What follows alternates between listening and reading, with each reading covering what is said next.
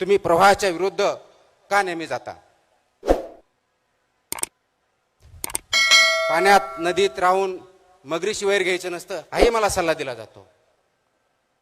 आपण सिस्टमचा भाग आहेत, तर सिस्टमची वैर घेऊन तुम्ही काय करणार? बदल्यापेक्षा दुसरं काही भेटणार नाही, हेही मला सांगितलं जातं.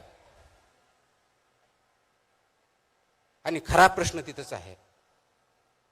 ना मी सिस्टमच्या विरोधात असतो, ना मगरीशी माझं वैर असतं, ना मला कुणाविरुद्ध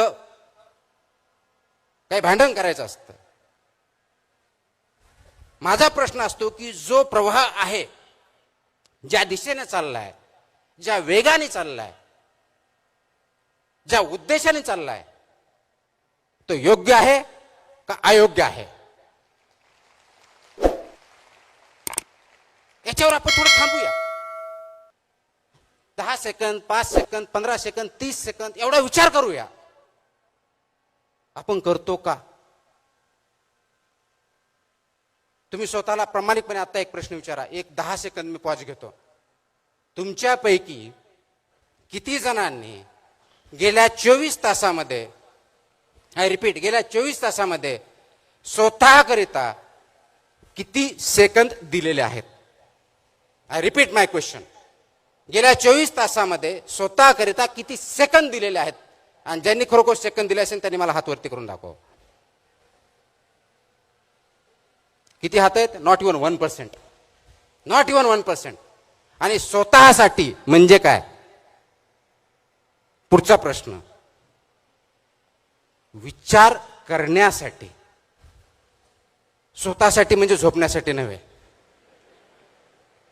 स्वतःसाठी म्हणजे भांडण्यासाठी नव्हे. आणि विचार कोणता? गेल्या 24 तासामध्ये माझ्यामध्ये, स्वतःमध्ये अशी कोणती वाढ झाली ज्याच्यामुळं मी स्वतःला माणूस म्हणून संबोधू? असा किती जणांनी प्रश्न विचारला? गेल्या 24 तासामध्ये मी असं काय केलं की समाजाला काहीतरी मी कॉन्ट्रीब्यूट केलं, कुणाची तरी मदत केली, कुणाचा तरी प्रॉब्लेम सॉल्व्ह केला, कुणाला तरी आनंदी केलं? का? मी सिनेमाला गेलो, मी बघितलं, मी खेळलो, हा स्वतःसाठीचा वेळ नाहीये. तुम्ही 24 तासामध्ये किती ग्रो झाला? विचाराने असेल, आचरणाने असेल, कॉन्ट्रीब्युशन समाजामध्ये चांगला बदल घडवण्यासाठी असेल. किती जण प्रश्न विचारतात? आणि जर याचं उत्तर नसेल तर त्याचा अर्थ एवढाच आहे, तुम्ही माणूस म्हणून जगत नाहीत, तर प्रवाहामधला एक ओंडका म्हणून जगत आहात. जिकडं वारं जाईल, जिकडं राहिलं त्या ठिकाणी काम करतायत.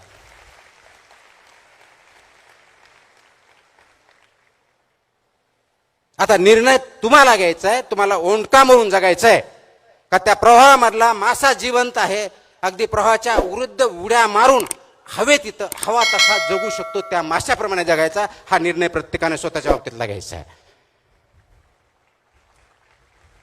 ओंडक्याला अस्तित्व नाहीये.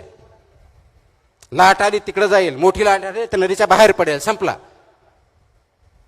माशाला अस्तित्व आहे, तो जिवंत आहे म्हणून तो उड्या मारतो. ज्या ठिकाणी जायचे त्या ठिकाणी जातो, ज्या ठिकाणी अन्न खायचे त्या ठिकाणी खातो. पण हे करत असताना नदी पोल्युशन करत नाही,